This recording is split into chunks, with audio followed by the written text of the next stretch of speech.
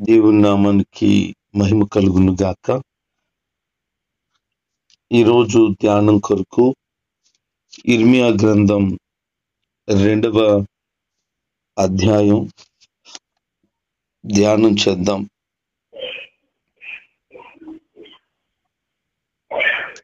దేవుడు తన ప్రజలను, యెరూషలేము నివాసులను కోరుకొని ఆ యెరూషలేముకు తన అపారమైన ప్రేమను వెల్లడి చేస్తున్న విషయాన్ని మనము గమనించటానికి ప్రభు ఈరోజు తన కృపను చూపిస్తున్నాడు. యెరూషలేము ప్రాంతపు ప్రజలు దేవుని పట్ల ఎలా ఉన్నారు అనంటే అపారమైన ప్రేమను, అనురాగాన్ని కలిగి ఉన్నారట. దేవుడంటే బహు ఇష్టాన్ని కలిగి ఉండేవారట. దేవుని సన్నిధిలో ఉండడం అంటే చాలా ఇష్టం వాళ్ళకి. ఆయన మాట ప్రకారంగా జీవిస్తూ ఆయనలోనే నడిచిన అనుభవము వారు కలిగి ఉన్నారు. దేవుడు వారు కలిగినటువంటి ఆ ప్రేమను, అనురాగాన్ని జ్ఞాపకం చేసుకుంటున్నాడు. మనం కూడా దేవుని పట్ల ఎలాంటి ప్రేమను, అనురాగాన్ని, ఎలాంటి త్యాగపూరితమైన మనస్సును కలిగి ఉన్నామో తప్పకుండా జ్ఞాపకం చేసుకుంటాడు. కొద్దిమంది ఇలా భావిస్తూ ఉంటారు, దేవుని కొరకు ఎంత బ్రతుకుతున్నాను, ఇలా జీవిస్తున్నాను, దేవుడు నన్ను జ్ఞాపకం చేసుకుంటాడంటారా అని అనుకుంటూ ఉంటారు. నిన్న ఒక వ్యక్తి మా ఇంటికి వచ్చారు. ఆయన క్రీస్తుని ఎరిగిన వారు కాదు. దేవుడంటే తెలుసు. వాళ్ళ ఇంటి దగ్గర ప్రతి సంవత్సరం కూడా ఒక ప్రత్యేకమైన ప్రార్థన కూడా పెట్టుకుంటారు. కానీ మందిరానికి వచ్చి యేసు ప్రభుని స్వరక్షకుడిగా అంగీకరించిన వారు కాదు. కానీ ఆయన ఇతరులకి సహాయం చేయడం కానీ, వారు కలిగిన వాటిని బట్టి ఇతరులకు అండగా ఉండడం చేస్తారు. ఆ విషయం నాకు కూడా కొద్దిపాటి తెలుసు. ఆయన చెప్తున్న మాటలు ఏంటంటే, నేను చాలా మందికి సహాయం చేశాను, చాలా త్యాగాలు కూడా చేశాను, ఇతరులకి ఉపయోగకరంగా ఉన్నాను. కానీ ప్రస్తుతం నా బ్రతుకు అంతా కూడా అసమాధానంగా, అసలు క్షేమము లేని స్థితిలాగా, అసలు సంతోషమే లేని పరిస్థితులు నేను కలిగి ఉన్నాను పాస్టర్ గారు. ఏంటో నాకు అర్థం కావటం లేదు అని వారు తన బాధను దాదాపు 1 గంట సమయం కంటే ఎక్కువ సమయమే వెచ్చించి మాట్లాడారు. కొన్ని విషయాలు వారితో చెప్తూ నేను వారిని బలపరిచాను. వారు అన్నారు, ఈ పరిస్థితి నుంచి ఎలా బయటపడాలో నాకు అర్థం కావట్లేదు అంటే, నేను అన్నాను, మీ కొరకు నేను ప్రార్థన చేస్తాను, దేవుడు తప్పకుండా సమాధానాన్ని ఇస్తారని చెప్పి బలపరిచాను. అవి క్రీస్తుని కలిగి లేని పరిస్థితుల్లో వారు చేసిన కార్యాలు. అయినా వారు చేసినటువంటి కార్యాలను బట్టి దేవుడు తప్పకుండా జ్ఞాపకం చేసుకుని ప్రతిఫలం ఇస్తాడు. అయితే క్రీస్తుని కలిగి ఉన్నప్పుడు కలిగినటువంటి కార్యాలు, పరిస్థితి వేరే. యెరూషలేము ప్రజలు దేవుని పట్ల ఎంతో ప్రేమను చూపించారు, దేవునితో నడిచారు. వాటన్నిటిని దేవుడు జ్ఞాపకం చేసుకుంటున్నాడు. నువ్వు కూడా దేవునిలో ఉండి కలిగినటువంటి మునుపటి ఆ ప్రేమను, ఆ యొక్క పరిచర్య పట్ల కలిగిన త్యాగాన్ని, ఆయన కొరకు నువ్వు పరుగులెత్తిన విధానాన్ని జ్ఞాపకం చేసుకుంటాడు. అయితే కొద్ది కాలం అయిన తర్వాత వాళ్ళు దేవుని మీద తిరుగుబాటు చేస్తూ దేవునికి దూరం అయిపోవడం ప్రారంభించారు. అందుకే ఆయన అంటున్నాడు, నాలో ఏ చెడుతనం ఉందని మీరు నాకు దూరం అయిపోయారు? ఏమీ నచ్చలేదు నాలోంచి మీకు? ఎందుకు నాకు దూరం అయిపోయారు? నా మీద ఎందుకు తిరుగుబాటు చేశారు? ముందు ఇంత ప్రేమ చూపించి ఇంత ఆప్యాయతగా బ్రతికారు, ఇప్పుడు ఏమైంది మీకు అని అడుగుతున్నాడు. నిజం. ఈ రోజున కొద్దిమంది దేవునికి దూరంగా ఉన్నారు. ఎందుకు దేవునికి దూరంగా ఉన్నారు? ఏమైంది వాళ్ళకి? ఆయన అంటాడు, ఫలవంతమైనటువంటి దేశమును మీకు నేను అప్పగించాను, కనాను అనే సమృద్ధిని మీకు అనుగ్రహించాను, కానీ మీరు ఆ దేశాన్ని అపవిత్రపరిచారు. ప్రయోజనం కాని దానిని మీకు ఇష్టంగా మార్చుకున్నారు. అపవిత్రత అంతా కూడా చోటు చేసుకున్నది మీకు.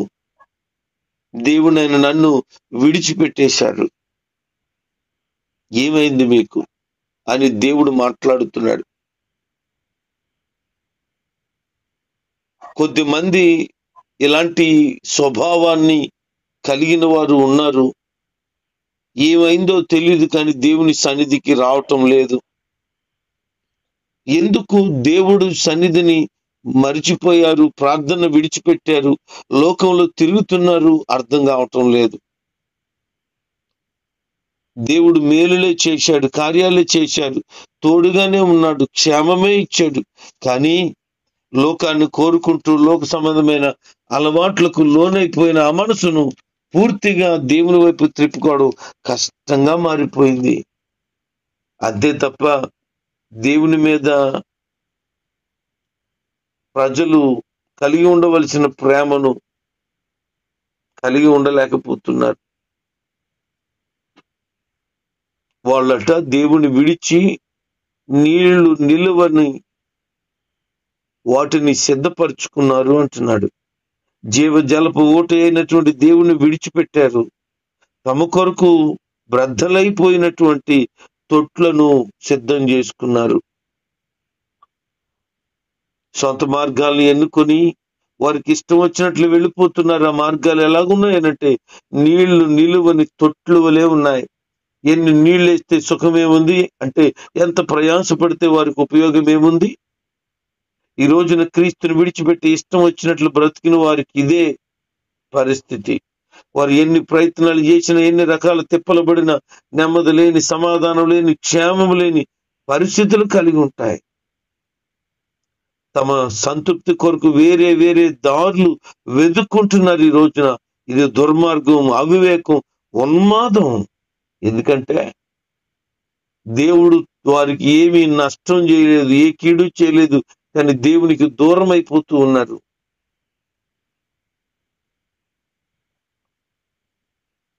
ఆయనలో ఏ చెడుతనం ఉందని నువ్వు దేవునికి దూరం అయిపోతున్నావు? ఇది దేవుని ప్రశ్న. ఈ రోజున ఈ మాటలు వింటున్న బిడ్డలారా, ఒకవేళ నీవు కానీ నీ కుటుంబం కానీ దేవునికి దూరంగా ఉండుంటే ఎందుకు నువ్వు దూరంగా ఉన్నావు? నీకు తెలిసిన వాళ్ళు కనుక దేవునికి దూరంగా బ్రతుకుతూ ఉంటే ఎందుకు దేవునికి దూరం అయిపోయారు వాళ్ళు? ఆయన చేసింది ఏమైనా ఉందా? ఎప్పటి ప్రేమనే చూపించారు. ఎప్పటి వలె ఆయన తన సమాధానాన్ని అనుగ్రహిస్తూనే ఉన్నారు. ఆయన కృపను, వాత్సల్యతను ఎన్నడూ చూపక మానలేదే. ఎందుకు మరి లోకానికి చేరువైపోయావు?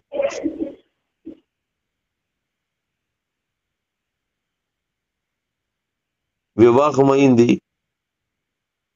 ప్రేమ కలిగిన బ్రతుకుతున్నారు, ఆప్యాయతలతో అనురాగాలతో చక్కగా దేవుని కృపలో వర్ధిల్లుతూ చక్కనైన సంతానాన్ని కూడా కలిగి ఉన్నారు. చాలా సంతోషం. ఆ భార్య అంటే ఎంతో ప్రేమ ఉంది, ఎంతో అనురాగం ఉంది. ఇప్పుడు కొత్త వాళ్ళు ఎవరైనా పరిచయం అయ్యి భార్యను ప్రేమిస్తూ ఆ పరాయి దాన్ని ప్రేమిస్తున్నారు అనుకోండి, భార్యకు సమయం ఇస్తూ ఆ రెండో దానికి కూడా సమయం ఇస్తున్నారు అనుకోండి, భార్యతోనూ ఉంటూ ఆ పరాయి మనిషితో కూడా ఉంటున్నారు అనుకోండి, భార్యకు సంతోషమా? భార్య ఏమంటది? కాలర్ పట్టుకుని అడుగుతుంది, ఏమైంది నీకు? నేను నీకు ఏం తక్కువ చేశానని నువ్వు దాని దగ్గర పోతున్నావు? ఏమైంది నీకు? పోయే కాలం ఏమొచ్చింది? నేనేమన్నా నీకు ఇష్టం వచ్చినట్టు ఉండలేనన్నానా?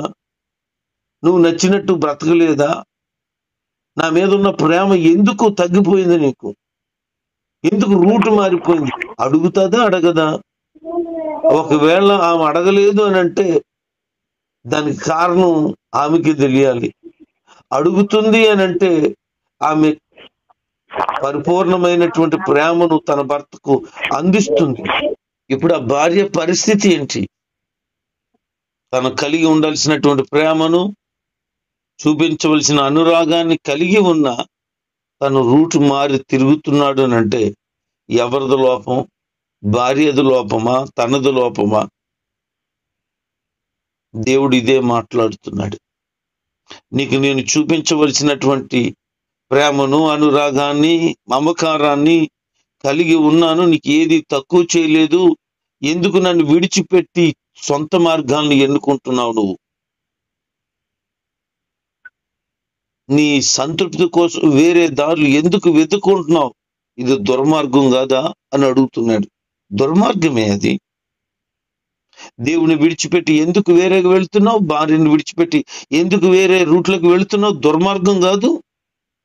నిన్ను నమ్ముకొని నీ కోసం జీవితం దారపోసి నువ్వు కావలసినటువంటి ఇష్టం వచ్చిన బ్రతికితే సరే అని నీకు నచ్చినట్టు జీవిస్తే నువ్వు మార్గం తప్పిపోయి తిరుగుతావా? వివేకాన్ని కోల్పోయి అవివేక హృదయం వచ్చేసింది నీకు. పిల్లలు ఉన్నారు, ఎదుగుతున్నారు, భవిష్యత్తు ఏంటి అనే అర్థం తెలీదు నీకు. ఈ విషయాలు ఇంట్లో తెలిస్తే నెమ్మదలేని స్థితి కాదా? ఇతరులకు తెలిస్తే నీ పరువు పోదా? నువ్వే పెద్ద మగోణ్ణి అనే యథో ఫీలింగ్. నీకు ఇష్టం వచ్చినట్టు నువ్వు బ్రతకటానికి ఇంట్లో సంతృప్తి లేని బ్రతుకుతున్నట్లున్నావు. సొంత దారులు అందుకే వెతుక్కున్నావు అని మాట్లాడుతున్నాడు ఆయన. అయితే ఆయన చెప్తున్నాడు, దేవుని విడిచిపెట్టడం వల్ల కలిగేటువంటి బాధలు వివరిస్తూ ఉన్నాడు. ఆయన ఎంత గొప్పగా మాట్లాడుతున్నాడంటే, శ్రేష్టమైన ద్రాక్షవల్లి నువ్వు మామూలు వ్యక్తివి కాదు. ఓ యెరూషలేమా, నువ్వు శ్రేష్టమైన ద్రాక్షవల్లివి. ఇప్పుడు ఏమైపోయావు అంటే జాతిహీనత ద్రాక్షవల్లిలాగా మారిపోయావు. విలువైన, ఘనమైన, గౌరవప్రదమైన వ్యక్తివి నీవు హీనమైన దశకు దిశకు మారిపోయావు. ఏమైంది నీకు? నేనేం తక్కువ చేశాను నేను అని ప్రభు వారిని అడుగుతున్నాడు. ఆయన మర్చిపోయారట, ఆయన విడిచిపెట్టారట. వాళ్ళు చేసిన పనులు చూస్తే పట్టణంలోనికి, ప్రతి పట్టణంలోనికి ఒక దేవతను పెట్టేశారు. వాళ్ళు అలవాటైపోయింది. వారు చెట్ల దగ్గర, కొండల్లోనూ పూజలు చేయడం ప్రారంభించారు. దేవుని ఆశ్రయించడం మానేసేసి సొంత ఆలోచన చేత వారు నింపబడిపోయారు. దేవుడేమో శ్రేష్టమైన ద్రాక్షవల్లని వర్ణనాతీతమైన మాటలతో వారిని వర్ణిస్తూ ఉంటే, వారు మాత్రం నాశనమైన దారులను వెతుక్కున్నారు. అందుకే ఆయన చెప్తున్నాడు, నీకు నీవే ఈ బాధను కలుగు చేసుకున్నావు. నువ్వే నష్టపోతావు. కావాలని చెడులో ఉన్నావు నువ్వు. నీ పని అయిపోయింది అంటున్నాడు ఆయన. చూశాడు. మొదటి ప్రేమను, అనురాగాన్ని మరిచాడు, విడిచాడు. చెప్పాడు ఆయన, నా మాట విను, నా మాట ప్రకారం ఉండాలి. అసలు బుర్రకెక్కలేదు. ఇక తీవ్ర స్థితికి వచ్చేసింది. ఇక అంతే, దాని పని అయిపోయింది. ఒకవేళ ఈ రోజున ఎన్నోసార్లు తాగొద్దు అని అంటే, నాకు తెలిసిలే, నువ్వు చెప్పొద్దులే, నీకు ఇష్టం వచ్చినట్లు బ్రతుకుతున్న విధానాలు కొద్ది మందిలో ఉంటాయి. అలాంటి వారిని మనం గమనిస్తూ ఉంటాం. నా ఇష్టం నీకే, నా డబ్బులు అని వెర్రవీగిన మాటలు మాట్లాడతారు. కొంతమంది పేకాటకు, కొంతమంది కోడి పందాలకు అలవాటు పడిపోయి నా ఇష్టం అని కొంపను కొల్లేరు చేసేస్తారు. కొంతమంది పరాయి స్త్రీలు వ్యామోహంలో పడిపోయి భార్యను పిల్లలను పట్టించుకోలేని దౌర్భాగ్యమైన స్థితికి వెళ్ళిపోతారు. చివరికి కుటుంబాలను నాశనం చేసుకుంటారు. భార్య మాట విని తల్లిదండ్రులు విడిచి బ్రతుకుతున్న వాళ్ళు, తల్లిదండ్రులు గాయపరుస్తున్న వారు, బాధ పెడుతున్న వారు కూడా చాలా మంది ఉన్నారు. అత్తగారంటే ప్రేమ లేని దుర్మార్గపు కోడళ్ళు ఉన్నారు. ఎందుకు? కారణాలు లేవు. వారి ఇష్టం వచ్చినట్లు బ్రతకటానికి కుదరటం లేదు అని ఉద్దేశాలే తప్ప నీతిగా యథార్థంగా బ్రతకాలి, 10 మందిలో గౌరవప్రదమైన జీవితాన్ని జీవించాలని తాపత్రయం లేకపోవడం విచారం. వీళ్ళు అలాగే చేశారు. ఇష్టం వచ్చినట్లు బ్రతకడం ప్రారంభించారు. ఒక పట్టణానికి ఒక దేవతను పెట్టుకున్నారు. వాళ్ళకి అలాగ బ్రతకడం అలవాటైపోయింది. దేవుడిని పూర్తిగా ఆ ప్రజలందరూ కూడా మరిచిపోయారు. లోకంలోనికి పడిపోతే, లోక సంబంధమైన ఆశలుకుంటే దేవునికి దూరం అయిపోయే బ్రతుకుతావు. దేవునికి పూర్తిగా దూరం అయిపోతావు. పిల్లి అనుకుంటది, పాలు తాగుతూ కళ్ళు మూసుకుని నేను చేస్తున్న పనిని ఎవ్వరూ చూడలేదనుకుంటది. అలాగే దేవుడు నన్ను చూడలేదు అని యెరూషలేములో ఉన్న పట్టణపు ప్రజలు అనుకున్నారట. దేవుడు అంటున్నాడు, మీరు చేసిన ప్రతిదీ నేను చూస్తూనే ఉన్నాను. అందుకని చెప్తున్నాను, మీరు చెడు మార్గంలోకి వెళ్ళిపోయారు, సొంత మార్గాలను ఎంచుకున్నారు. అవి ఎలాగునంటే తొట్లు పగిలిపోతే దాంట్లో నీళ్ళు ఇస్తున్నారు మీరు. అలా ఉన్నాయి మీ బ్రతుకులు అంటున్నాడు. అయితే దేవుణ్ణి కనుక మర్చిపోకుండా ఆయన ఆచరించేవారుగా ఉండాలి అని ఆయన కోరుకుంటున్నాడు. దేవుణ్ణి తిరస్కరించి అందుని బట్టి క్షేమము కలగకుండా వారి జీవితాలను మార్చేసుకున్నారు. ఈ రోజున నీ జీవితంలో, నీ కుటుంబంలో కలుగుతున్న బాధకు, వేదనకు, దుఃఖానికి గల కారణం ఏంటి? దేవునికి దూరం అయిపోయినందువల్లే కదా. చేయరాని చెడు పనులు చేయడం వల్లే కదా సంతోషాన్ని కోల్పోతున్నావు, ఆనందం లేని బ్రతుకులు బ్రతుకుతున్నావు. దేవునికి దూరం అవ్వద్దు, కుటుంబాన్ని నిర్లక్ష్యం చేయొద్దు, ఇతరమైన చెడు అలవాట్లకు లోనైపోయి బ్రతకొద్దు. దైవికమైన భయము, భక్తి కలిగి హాయిగా ప్రభులో సాగిపోగలిగితే నీ జీవితం ఎంత ధన్యంగా మారిపోతుంది. అందుకని ఈ అధ్యాయంలో నుంచి మనం నేర్చుకోవాల్సిన విషయాలు ఏంటి అనంటే, ముందు చూపించిన ప్రేమ, అనురాగాలు, ముందు కలిగినటువంటి ఆ గొప్పతనాన్ని ఎందుకు కోల్పోయావు తెలుసుకోవాలి. అలా తెలుసుకోలేకపోతే నువ్వు ఇంకా చెడు మార్గంలో ఉన్నట్లు తెలుసుకొని సరిచేయబడగలిగితే దేవుడు సంతోషిస్తాడు, నీ జీవితాన్ని దీవెనకరంగా మారుస్తాడు. బాధలకు కారణం నువ్వే కావాలని బాధలు తెచ్చుకుంటున్నావు. మనశ్శాంతి లేని పరిస్థితులు నువ్వే బ్రతుకుతున్నావు, నువ్వే కారణం అంటున్నాడు ఆయన. నేను శ్రేష్టమైన ద్రాక్షవల్లిగా చూస్తుంటే నువ్వు హీనమైన జాతిలాగా మారిపోయావు, అంత దిగజారుడు బ్రతుకైపోయింది నీకు అని మాట్లాడుతున్నాడు. అలాగా బ్రతకడం నీకు అలవాటు అయిపోయింది అంటున్నాడు. కనుక ఆ అలవాటు నుంచి నువ్వు బయటకు రాలేకపోతే, ఆ చెడులోంచి నువ్వు బయటకు రాకపోతే, ఆ త్రాగుడు నుంచి, జోద నుంచి, చెడు సంబంధమైన పరస్త్రీల సహవాసం నుంచి బయటకు రాకపోతే నీ జీవితం మొత్తం అస్తవ్యస్తంగా మారిపోద్ది. క్షేమం అంటే నీకు ఉండదు ఇంకా అని ఆయన మాట్లాడుతున్నాడు. నువ్వు ఏదైతే ఆశ్రయించి, ఏ దేవత అయితే ఏ రకమైన పరిస్థితుల్లో నువ్వు చిక్కడిపోయావో వాటిని ఆశ్రయించడం వలన, వాటి వలన నీకు క్షేమము కలగదు అని చెప్పేస్తున్నాడు. కనుక నువ్వు వెళ్ళినటువంటి ఆ పని, నువ్వు ఉంటున్న వంకరి జీవితం నీ జీవితంలో క్షేమాన్ని తీసేసింది. ఇప్పటికే ఎంతో కోల్పోయావు, ఇక మీదట కూడా పరిపూర్ణంగా కోల్పోతావు. అలా కాకుండా పశ్చాత్తాపడితే, మారు మనసు పొందితే, నీతిగా యథార్థంగా బ్రతకటానికి ప్రయత్నం చేస్తే దేవుడు నీకు క్షేమం ఇస్తారు. దేవుడు నీ జీవితాన్ని మరలా నూతనమైన ఆనందం చేత నింపుతాడు. ఆయన నిత్య మహిమకు వారసురాలుగా నిన్ను మార్చేస్తాడు. ఈ రోజైనా దేవుని ప్రేమను గొప్పతనాన్ని తెలుసుకొని ఆయన మార్గంలో సాగటానికి ఇష్టపడతావా? అయితే దేవుడు నిన్ను మరింత నూతనమైన అనుభవంలోనికి నడిపించి దీవెనకరమైన పరిస్థితులు అనుగ్రహిస్తాడు. అటు కృప, ఆయన ప్రేమను పొందుతున్న ప్రతి ఒక్కరికి, మార్పు నొందిన ప్రతి ఒక్కరికి అపరిమితంగా అనుగ్రహించబడును గాక. ఆమేన్.